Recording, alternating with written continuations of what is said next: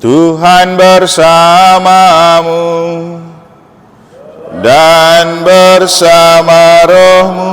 Inilah Injil suci menurut Lukas.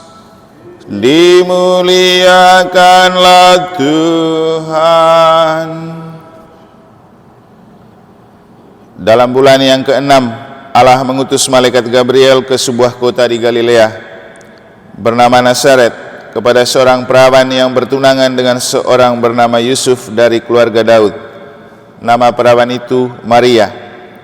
Ketika masuk ke rumah Maria, malaikat itu berkata, "Salam hai engkau yang dikaruniai, Tuhan menyertai engkau."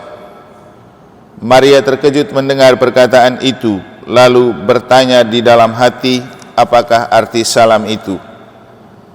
Kata malaikat itu kepadanya, "Jangan takut hai Maria, sebab engkau beroleh kasih karunia di hadapan Allah. Sesungguhnya engkau akan mengandung dan melahirkan seorang anak laki-laki, dan hendaklah engkau menamai dia Yesus. Ia akan menjadi besar dan disebut anak Allah yang maha tinggi, dan Tuhan Allah akan mengaruniakan kepadanya tahta Daud bapa leluhurnya.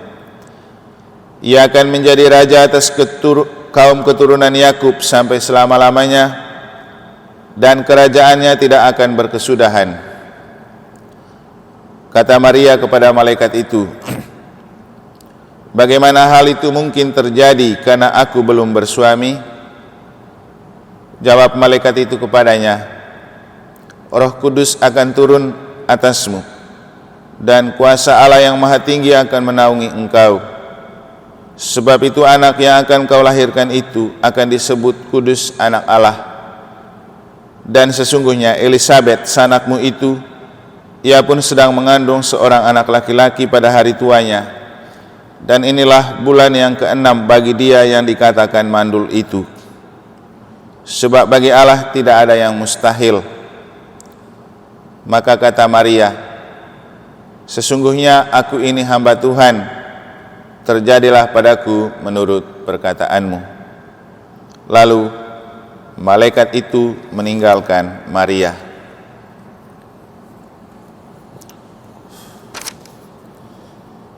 Demikianlah sabda Tuhan. Terpujilah Kristus. Salam hai engkau yang dikaruniai, Tuhan menyertai engkau. Para suster, Bapak Ibu, saudara-saudari yang saya kasih dalam Tuhan, itu adalah ungkapan malaikat Gabriel kepada Maria saat ia sedang berada di rumah, dan itu adalah sebuah kabar yang tidak pernah dia bayangkan sebelumnya akan terjadi pada dirinya. Salam hai engkau yang dikaruniai, Tuhan menyertai engkau. Coba kita membayangkan saat kita berada di rumah, di tempat kerja, atau di mana saja, tiba-tiba suara Tuhan atau suara malaikat datang mengatakan hal itu kepada kita. Apakah mungkin itu terjadi? Ya, pasti mungkin. Karena seperti yang saya katakan dalam renungan atau khotbah kemarin, Allah itu selalu mau melakukan perbuatan besar di dalam diri kita, karena Tuhan tahu kita punya sesuatu yang bisa dipakai untuk memuliakan Tuhan dan menampakkan kemuliaan Tuhan di dalam dunia atau di dalam hidup. Setiap kita punya karunia, ada karunia istimewa, dan setiap pribadi yang diciptakan Tuhan disertai dengan sebuah karunia istimewa itu. Makanya Santo Paulus dalam satu kesempatan mengatakan bahwa ada rupa-rupa karunia tetapi satu roh, dan ada pelbagai macam pelayanan tapi Tuhan kita hanya satu. Apalagi ketika kita sudah dibaptis dan menerima sakramen, kita itu dianugerahi roh yang sama, roh yang membuat kita punya karunia. Makanya hari Minggu juga saya bilang, untuk meyakinkan dan menyemangati teman-teman di daerah minoritas, karena mereka takut terlibat dalam dunia politik dan publik, saya bilang ketika kita menjadi kaum minoritas dan kelompok kecil, lalu orang takut dengan kita, kita perlu bertanya, ada apa di dalam diri kita makanya orang takut padahal kita kecil? Itu karena ada sesuatu yang istimewa. Tidak mungkin kita takut kepada orang yang kecil kalau tidak punya kekuatan di dalam dirinya. Itulah karunia. Nah, karunia inilah yang perlu kita sadari. Ketika berbicara gereja partisipasi, itu karena kita punya masing-masing karunia di dalam setiap pribadi. Kita memakai karunia itu untuk Tuhan dan pelayanan. Yang mungkin tidak terjadi adalah ketika kita tidak menyadari itu, dan ketika kita tidak percaya kalau roh Tuhan akan berkarya di dalam diri kita. Nah, inilah yang dikatakan oleh malaikat kepada Maria ketika Maria ragu dengan ungkapan malaikat, "Salam hai engkau yang dikaruniai, Tuhan menyertai engkau. Engkau akan mengandung dan melahirkan seorang anak." Terus Maria bilang, "Wah, bagaimana mungkin hal itu terjadi? Saya kan belum punya suami." Terus malaikat bilang apa? "Roh Tuhan akan menaungi engkau, dan kuasa Allah yang maha tinggi akan menjiwai dan tinggal di dalam dirimu." Ya, inilah kata-kata penguatan untuk kita semua. Bahwa dalam Injil konteksnya untuk Maria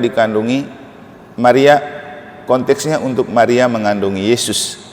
Tapi mengandungi Roh Kudus tidak harus melahirkan Yesus seperti secara alamiah yang dilakukan Maria. Tapi dikandung oleh Roh Kudus untuk melahirkan Yesus, artinya Roh Tuhan menjiwai kita supaya kita melakukan karya-karya atas nama Yesus. Itu yang paling penting. Toh kalau dikandung oleh Roh Kudus, pasti juga kehamilannya tidak seperti kehamilan anak manusia. Yang paling penting adalah dihamili oleh kebahagiaan dan sukacita. Kan itu lebih penting. Dan kita semua dikandungi oleh Roh Kudus, membuat kita juga dikandungi oleh sukacita. Karena Roh Kudus punya 7 buah yang kemudian mengandungi seluruh diri kita, dan buah itulah yang perlu kita hasilkan dalam karya kehidupan. Itulah karunia kita. Karunia buah-buah roh seperti kasih, damai sejahtera, sukacita, pengampunan, pemaafan, kelembutan. Dan itulah buah-buah yang menghasilkan dan membuat orang menemukan kita itu betul ada Yesus di dalam diri kita. Memang untuk Injil yang kita dengar, makna paling utama adalah mengingatkan kita bahwa ketika Maria melahirkan Yesus pada perayaan Natal, itu murni karya Allah. Tetapi karya Allah tidak bisa terjadi atas dunia kalau tidak ada istilahnya sinergisitas atau kerjasama antara Tuhan dan manusia. Ketika melahirkan Yesus ke dunia, Bapa mempertimbangkan keterlibatan manusia. Itulah kenapa Yesus lahir melalui seorang perempuan, karena Tuhan mau pakai manusia. Bisa saja Tuhan melahirkan Yesus tanpa melalui Maria, tapi Tuhan tidak mau melakukan itu. Kan Tuhan bisa melakukan hal-hal yang tidak mungkin menjadi mungkin, karena Dia mau pakai manusia untuk menampakkan kemuliaan kepada dunia. Sehingga ketika Yesus dikandungi Maria, itu karena Tuhan mau pakai manusia untuk putranya lahir. Sehingga Yesus itu lahir sebagai anak Allah 100%, anak manusia 100%. Artinya untuk kita juga. Tuhan melakukan karya besar di dunia melalui kita. Yang paling penting, kita membuka diri kepada gerakan dan karya roh yang juga dianugerahkan Tuhan kepada kita. Salam hai engkau yang dikaruniai, Tuhan menyertai engkau. Ini adalah kata-kata malaikat Gabriel untuk Maria yang juga selalu dikatakan kepada kita. Kita semua punya karunia. Mari kita memakai itu untuk menampakkan kemuliaan Allah kepada dunia. Semoga Tuhan memberkati.